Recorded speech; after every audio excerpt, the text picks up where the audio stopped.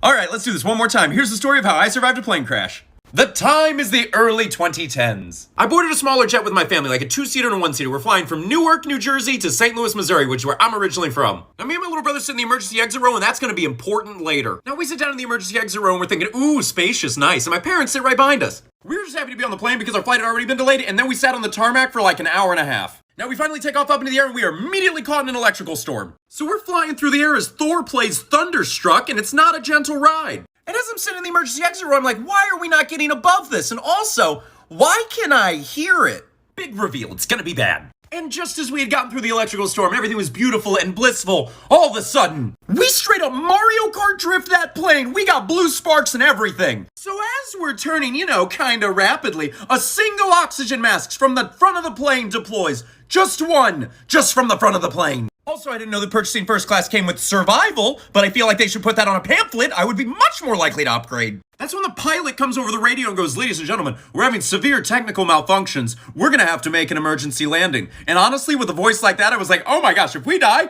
Tom Hanks plays him in the movie, and I'm kind of okay with that. And that's when we learned something about my little brother. Whenever he's scared, nervous, or injured, he just passes out. So he just goes limp next to me. So he's unconscious and I tremor, so we're the worst emergency exit row team in the history of the world. That's when the flight attendants, I kid you not, came running through the cabin going, call your loved ones, call your loved ones, call your loved ones. Like it was just, oh my gosh, you haven't talked to Nana in a while. To say the least, they probably shouldn't have done that, but we never know what we're gonna do when we're gonna die, so, I guess, hey, to each their own. So we all hear this and we take it in, and then the plane gets quiet. Too quiet. And that's because both of our engines overheated and shut down. Both is a fun word because it means two, but also all. So we are fresh out of engines, and come to find out that we also have icing on our wings, and then the door that I am sitting next to, the emergency exit row door, is not fully closed. It has a leak or a gap or it's ajar. Bad things for doors to be.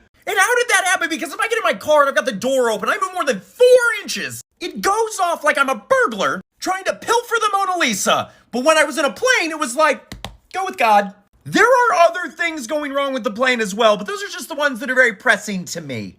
So we start heading back towards Newark, and we are tilted down the entire way back. We are tilted like the top of a roller coaster before it goes full send, minus the fun. We're coming back into Newark very fast because we do not have engines to refire if we slow up too much and then miss the runway. We're coming back in so fast that when our wheels hit the ground, they pop and explode, first on the left and then on the right, and then it evens us out, and we skid to the end of the runway, and we can see ambulances and fire trucks waiting for us, and then we are taken off the plane. At the very most, people had minor injuries, but it was all good. But yeah, don't fly with me.